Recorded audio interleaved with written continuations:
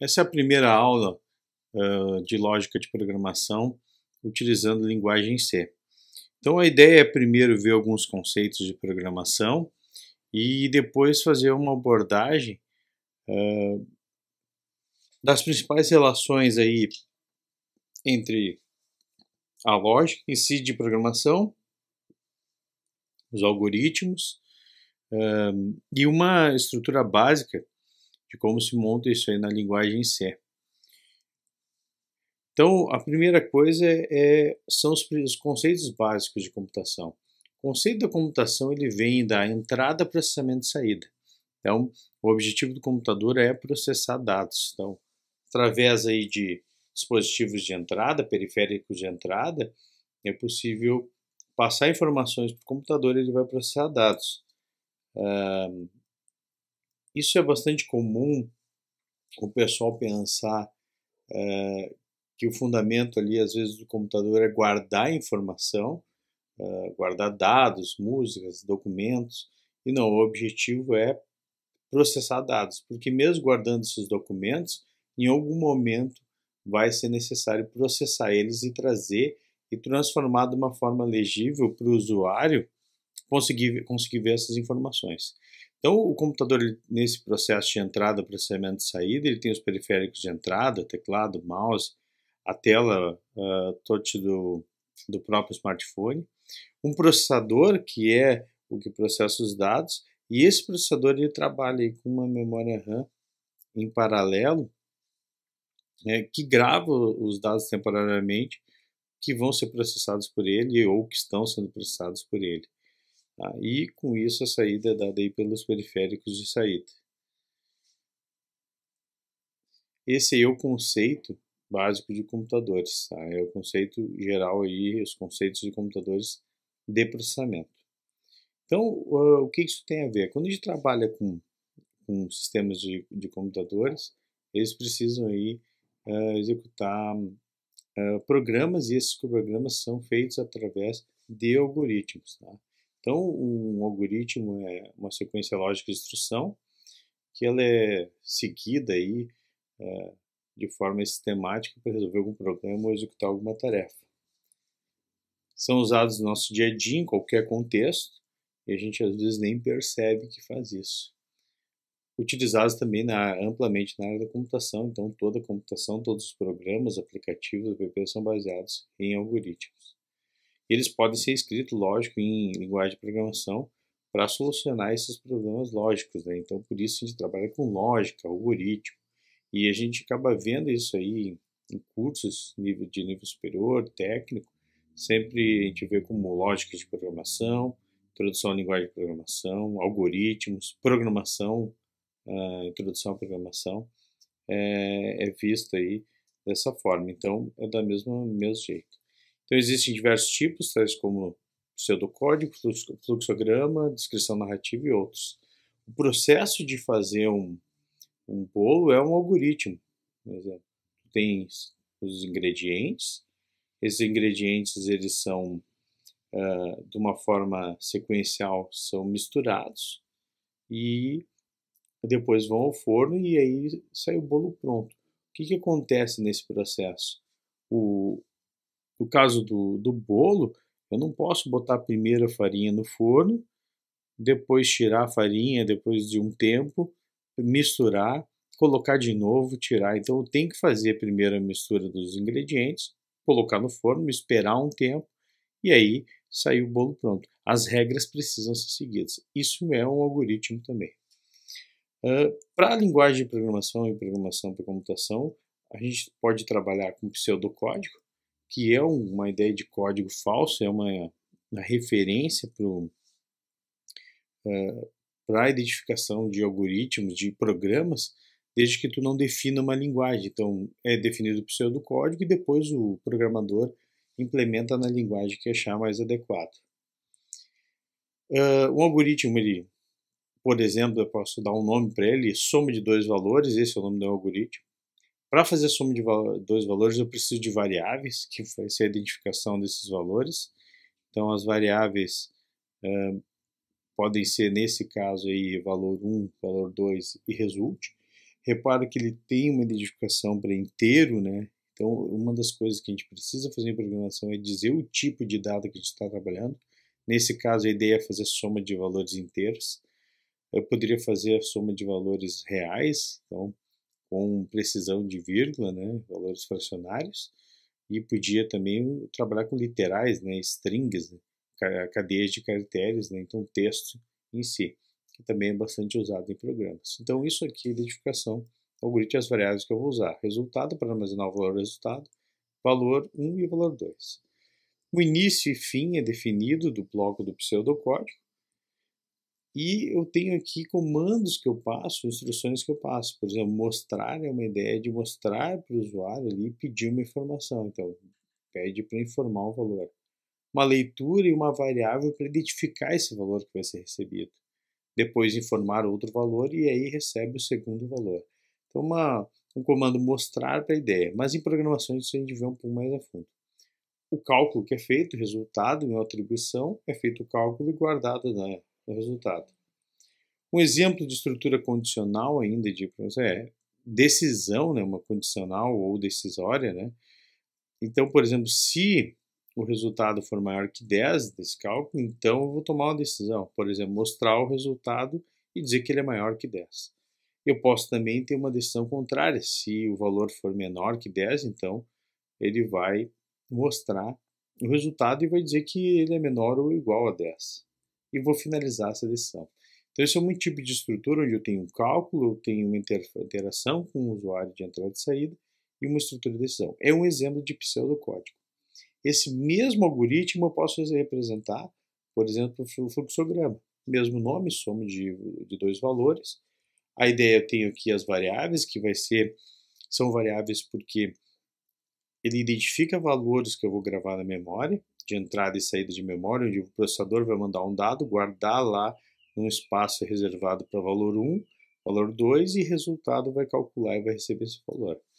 Nesse pseudocódigo eu posso dar o início dele, vou pedir informação, isso aqui nem o mundo real, né? Eu vou pedir digite um valor ou informe o valor. Esse valor vai precisar ser lido, né? E vai ser lido pela variável para guardar essa informação. É uma escrita na memória RAM. Vou pedir outro valor e vou gravar esse valor. O que eu vou fazer com eles? O processador vai fazer a soma dos valores e vai gravar em resultado. Se for maior, sim, né? Então ele vai apresentar que o valor é maior e vai finalizar o programa. Caso contrário, não, ele vai ver se é menor e vai inserir o valor ali, vai imprimir o valor ali, se é igual, se é menor ou igual a 10. E vai finalizar o programa. Outra forma também é implementar em linguagem de programação, no caso aqui em C. Essa aqui é a biblioteca principal, include stdio.h, ela dá uma série de suporte aos elementos que a gente trabalha. Por exemplo, essa aqui em específico, ela faz a entrada e saída para a gente mandar via console, via terminal, o nosso programa rodar, sem necessidade de uma interface gráfica. Isso aí pode ser, no meu caso aqui, eu trabalho com um sistema operacional da Apple, então ele tem um terminal específico. Linux vai ter um terminal também em Linux, assim como o Microsoft lá, no Windows, né, tem também um terminal, vai ser aquele terminal preto lá onde vai ter a execução dos comandos. Isso a gente vai ver depois. Então, por exemplo, as variáveis são declaradas da mesma forma que o algoritmo, do tipo inteiro. O comando print vai mostrar essa informação, informe um número para o usuário, e o scanf vai esperar e vai receber esse dado aí e vai gravar essas informações. O resultado vai fazer a soma, uma estrutura condicional, conforme foi previsto ali na sequência dos dados, e vai identificar aí e vai finalizar. Essa é a representação do algoritmo entrando na linguagem C. O que muda entre as linguagens? É a sintaxe. Tá? Então, por exemplo, no C, para imprimir, mostrar alguma coisa na tela, a gente chama de print, imprimir, imprimir o lamundo é printf. Pascal, outra linguagem, é write. C++, count. Java, system out println. É uma forma que ele tem de fazer isso. PHP, echo. Tá? Então, são exemplos aí de como pode ser feito, que vai mudar a sintaxe. Conceitos básicos de programação. Então, o processo de programação inicia na programação do código-fonte e é gerado, então, um programa-fonte, e a partir dele é gerado um programa executável.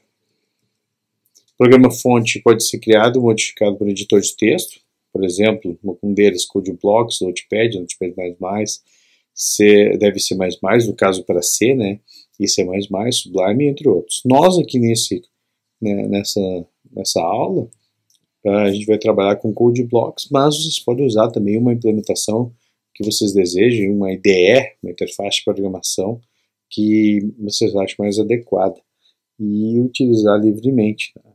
Então, tem IDEs aí também que rodam na web, não precisa necessariamente instalar. CodeBlocks precisa instalar, mas ele é uma ferramenta que eu sugiro ele para utilizar para o aprendizado desse conteúdo.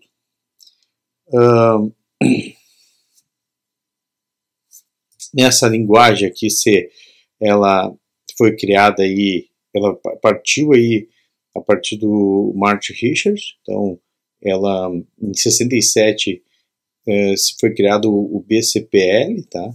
Então, Basic CPL, e em 70 o Ken Thompson ele criou o sistema operacional Unix e implementou um compilador para uma versão mais reduzida para o CPL e batizou como linguagem B. Então, ambas as linguagens, aí, tanto como a CPL e, no caso, o Basic CPL e a linguagem B, elas eram muito limitadas e resolviam apenas alguns problemas. Então, a linguagem C foi criada por Dennis Ritchie em 72 e foi incluída num dos softwares para ser distribuído pelo sistema operacional Unix. A vantagem de C é que os programas funcionavam em qualquer tipo de computador e podiam ser transportados e recompilados em qualquer outro computador sem grandes problemas. Como funciona a linguagem C? Então, essa aqui é a estrutura, né? Ela trabalha com métodos, no caso, um retorno vazio, o método main é o principal, e ele inicia na chave e termina nessa última chave aqui. Ele é o que dá toda a estrutura para o funcionamento desse programa. Como é que funciona então? Primeiro, declaração de variáveis, tá? E toda a relação deles é feita entre o processador e memória RAM, tá? Tudo o processo é feito através desses dois casos. O processador vai processar os dados, então ele vai precisar executar todas as operações, leitura, gravação, cálculo, testes lógicos, tudo que for programável ainda. Enquanto que a memória vai armazenar os dados temporariamente para ser processados pelo processador. Como é que funciona isso então? Quando eu declaro variáveis aqui do tipo inteiro, podia ser do tipo real, que daí o comando aqui não é int, é float, ou um literal podia ser char, que é uma string para cadeia de caracteres, ele reserva espaços na memória RAM para ser utilizados, ou seja, para armazenar dados que o processador vai processar. Então, declarou, ele guardou na memória. Tá? Quando eu boto um comando print, isso aqui vai aparecer na tela através de um console. E ele vai esperar a entrada de valores. Por exemplo, aqui é um console de uma tela que, no caso aqui, é de um sistema operacional Apple, mas se fosse executado no Windows, seria um terminal preto ali, um terminal de execução. Vai armazenar o valor temporariamente na variável 1 para ser processado. Vai, por exemplo, dar uma entrada do valor 4 e ele vai guardar essa informação. Todo esse processo é o processador que está mandando as instruções para a tela, onde o pessoal digita, o usuário digita e entra o valor na memória. A mesma coisa serve para o valor 2. E aí tem a entrada do valor 5 e é executado. O processador pega esses valores, busca na memória, busca essa informação na memória e calcula e grava o resultado na variável resultado. E depois, o processador, o que ele faz? Ele processa aqui, o processador ele busca o valor do resultado da memória e faz o teste lógico, é esse aqui, verificando se é maior que 10, o valor que for armazenado lá. Se for maior, ele imprime, apresenta na tela, esse imprime, aquele print que a gente fala, mostra na tela o resultado, e embutido no texto é passado o parâmetro %d para que o valor de resultado venha no meio do texto.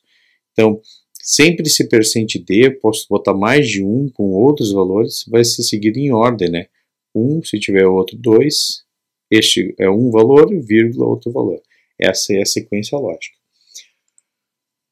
E aí, por fim, né, o resultado é impresso ali. Então, o programa mais simples. É feito dessa forma porque ele trabalha, a ideia é aprender a programar. Normalmente, sistemas de alto nível, como redes sociais, sistemas para web ou interfaces gráficas ou aplicativos de celular, tem uma interface bonita que não é só de texto. Mas como a gente está numa fase inicial, só aprendendo, a gente executa isso aqui do jeito mais simples, que é via terminal. Depois pode ser compilado, colocado uma interface bonita e ser executado da melhor forma possível. Uma das coisas que tem que tomar cuidado é não confundir a memória RAM com o hard disk, né, com HD, ou que também outro tipo desses hard disk é memória SSD de armazenamento de dados, memória flash de pendrive, de cartão de memória. A memória RAM é diferente, tá? Então, esse aqui armazena os dados lá e guarda lá de forma permanente. O memória RAM é temporário. Até o processador pode mandar mensagens para o HD para ele trazer informações lá que estão no HD, guardar na memória e processar, mas é tudo o processador faz. Então, sempre quando a gente fala nessa memória, é sempre a relação de processador e memória RAM. Tanto que memória RAM é chamada de memória principal, porque ela é para o processamento. E hard disk, esse tipo de memória HD, é memória secundária, porque sem a memória RAM e o processador, esses dados não servem para nada, né? Eles precisam ser lidos e apresentados ao usuário. Um pouco mais de conceitos básicos de compilação. Então, o código editado no editor de texto, como o CodeBlocks, tá? O exemplo que a gente vai usar, é gerado o programa fonte, ele é compilado e esse programa aí é gerado um programa objeto que ele vai a um nível mais próximo da máquina, uma linguagem de máquina, onde ele passa sinais elétricos para o computador para executar os cálculos necessários. Um ligador que faz a ligação entre bibliotecas padrões e outras bibliotecas, como por exemplo o include std.io, que é uma biblioteca standard de entrada e saída, que é para realmente imprimir e executar aquele terminal que vocês viram. Programa executável, e sim a execução, aquele que tu dá um clique e abre, que nem a gente está acostumado sobrando, abre um aplicativo, é o programa executável lá que faz a execução. No nosso caso, ele gera um terminal. Nos aplicativos que a gente está acostumado, ele gera aí aquela interface onde a gente interage e faz isso aí tudo.